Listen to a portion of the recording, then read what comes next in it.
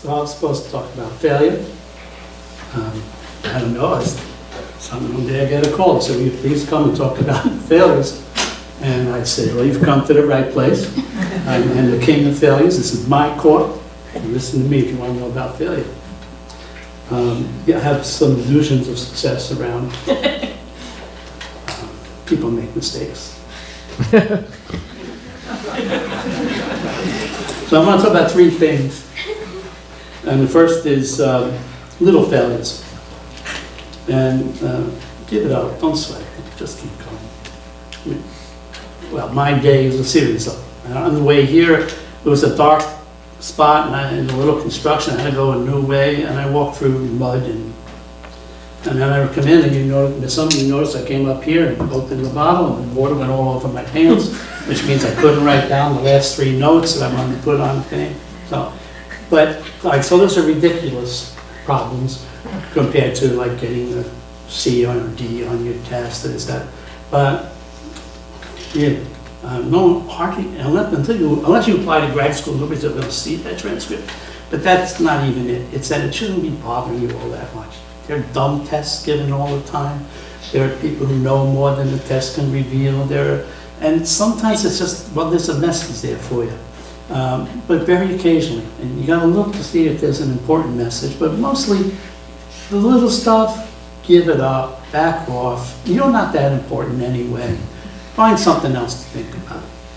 The second one is the thing that in my life I've wound up thinking a lot about.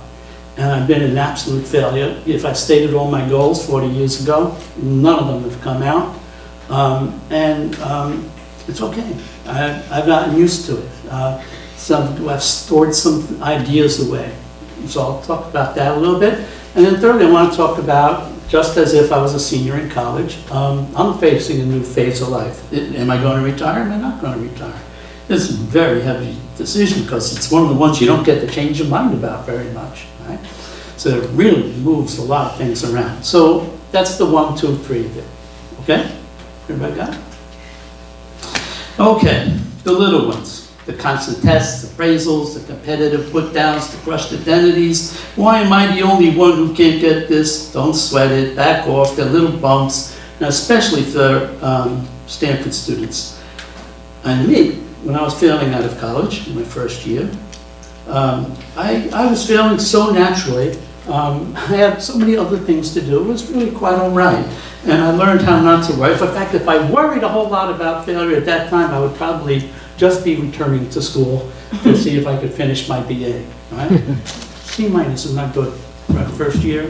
Okay. So in addition to your mental health and your happiness, there's another reason to not sweat the daily grind, but it's an arrogant reason. The arrogant reason is the Stanford University train only stops at stations that offer success of one kind or another. Whatever you did to get in here, that's H-E-A-R. Whatever you did to get in here is more than enough. Even in a nasty competitive society, you probably have all that you need. So what you should do is forget about yourself and worry about all the people who didn't get in. When I talk to Stanford students, say, who are the most important people for bringing you here? Most of them say their parents pay tuition, and it's all important stuff. Nobody ever mentions that for every one person who gets in there, about a horrible number, like another 10 who don't get in. I mean, it's like nobody knows who they are. You've crushed their life. You should maybe do guilt instead of fear. That would be much better. So, not to mention the people who didn't know they should apply, or the flat out people who never heard of Stanford University. Right? And that's the great bulk of the country. You know, Stanford's because of fool. I take most of the little stuff pretty unseriously. There was one, I guess I should tell you, I took very seriously. I wanted for some reason to become a translator. When I was 19, I decided I wanted to translate old Chinese religious texts into English. I took first year of Chinese, and that went pretty well. They gave me a scholarship to go to intense Chinese And about 8 weeks into that horrible summer, I was the worst student when I walked in, and every day the distance between me and the rest of the class continued to grow. And in the 8th week, my teacher suggested that I get a hearing test. This is not a good sign for a language learner. And deep down deep, I knew that I could learn Chinese because all the Chinese people do it. So, and if I was the worst student in the class after 2 intense years of Chinese, and I would get there and I would have more than enough to build on, I'd come back in charge of Chinese. But it just seemed like it wasn't the right line for me. It was always going to be harder than it should be. And if I really, really wanted to, there's nothing else I wanted, I could have done that, I guess. But it was one of the times when I backed off. 2 years later, I got a job teaching in New York City kids, African-American kids, in a bottom school, in the bottom neighborhood. I actually had grown up in that neighborhood. I was met the kids in the schoolyard where I used to play, some of you know about stickball, just not a bat, but a broom hand. And it was a hard job. But the more I was there, the more I realized the kids are wonderful, and school is not so nice. And all the bad experiences I had in school, all of a sudden, I realized I was right to not like them so much, but that was nothing compared to what these kids were getting. I went to a Catholic school about a half mile away. You know, I didn't get out of my seat for 8 years. I think we had gym once. And the first 2 years we were allowed to go to the bathroom once a day. Right? I sit there, like, tied up in a straitjacket. Crazy thing you do to children. And, a little violence. It was awful. And I said, it's okay if I don't learn Chinese. I now know when I hit that classroom, it was like a duck getting on water. I really liked the kids. I really wanted to help. I had to find the right place for me to help as many of them as possible.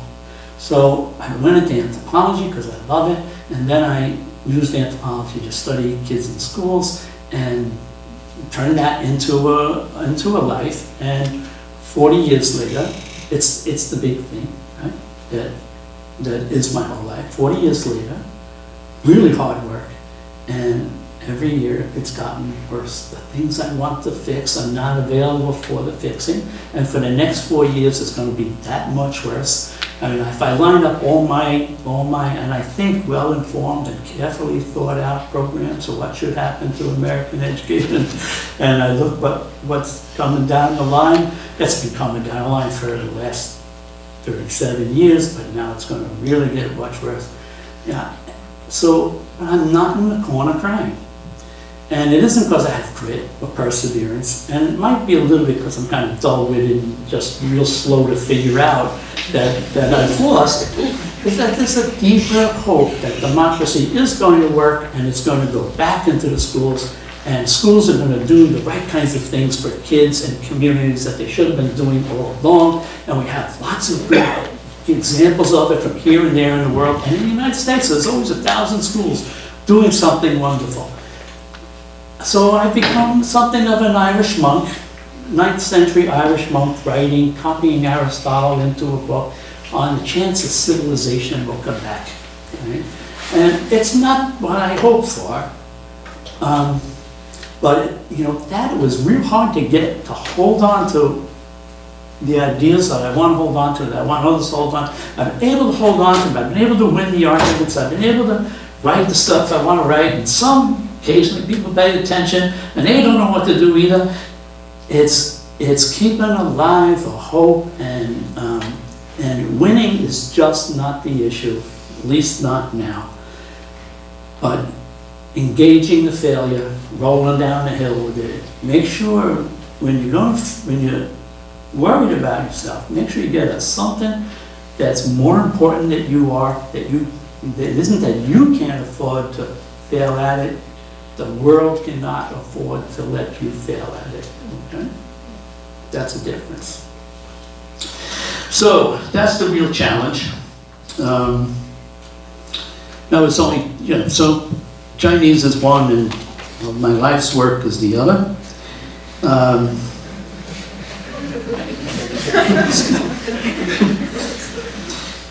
But I also found out along the way is that failure is what Americans do. We do not send children to school to learn to read and write. We send our children to school to learn to read and write better than their neighbors. All we care about is how the kids are doing. I sent my kids to a totally progressive school in New York. She moment report cards, 1 to 5. It says effort marks. Oh, what's an effort mark? She says, it's about how hard we're trying. Now, all of a sudden, as a parent who wants to guide the kid to the next generation, I got to worry about what it means that she has a 2 in math. Because that's at one end, 4 is at the other. So I don't want to ask too directly, and I was talking to her about kids and math, and I was carrying on. Oh, she's great at math, Dad. What did she get? So 1, okay, 2, we're all right. I don't have to get a therapist or a tutor or anything. This is the 4th grade. But I'm doing what American parents do. We can't let our kids fall too far behind.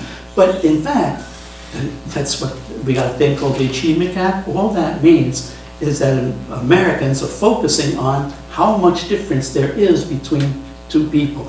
If you quickly made everybody almost alike, the Educational Testing Service in New Jersey would go from a $1 billion industry to a quadruple $1 trillion industry, because they'd have to get finer grained tests, because everybody has to know who is ahead and who is behind. Okay?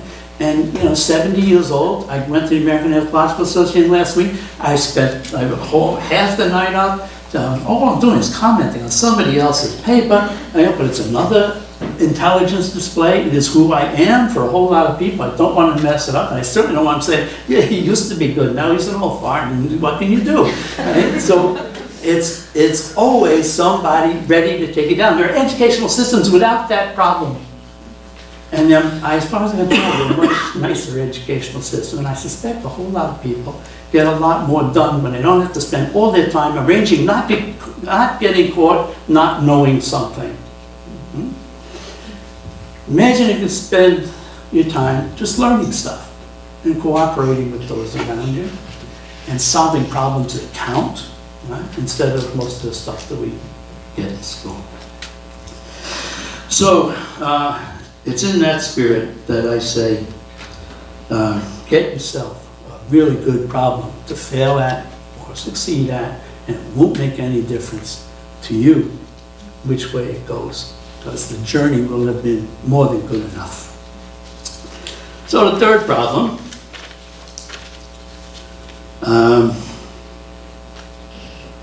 what am I going to do if I'm not a professor?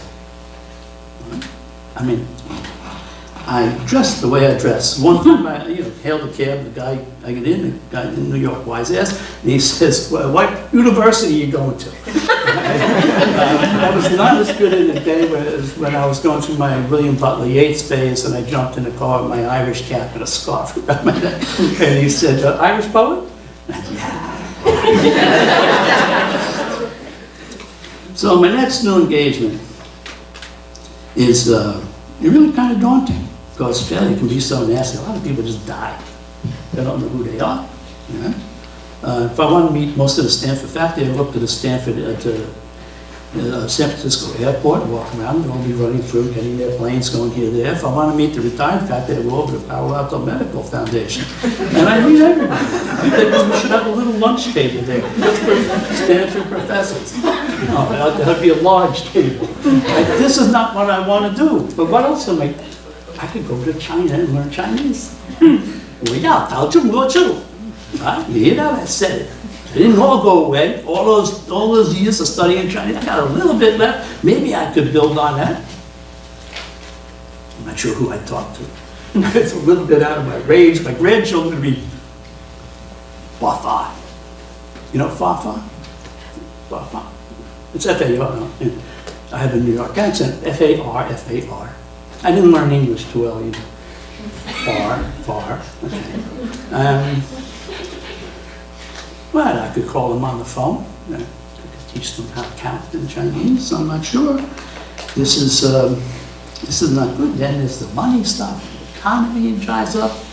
all of a sudden, I've seen this happen, just in downturn, 2009, professors were just retired, and all of a sudden, half their stuff is gone, right?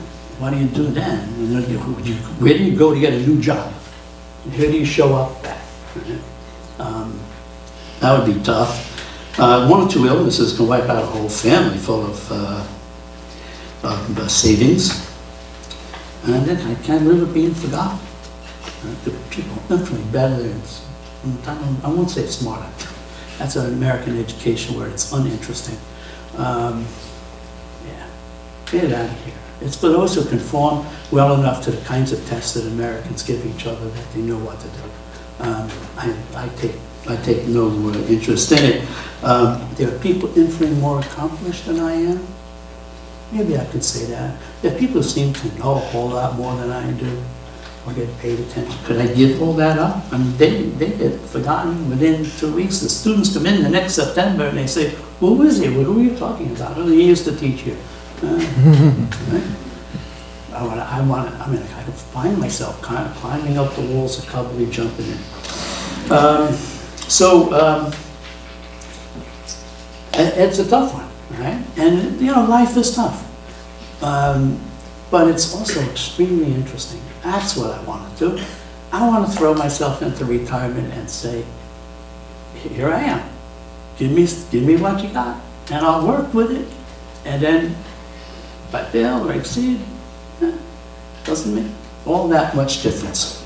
So embrace your failure. It's a sign that you're not boring. And take on things you won't win, but you're willing to try and try.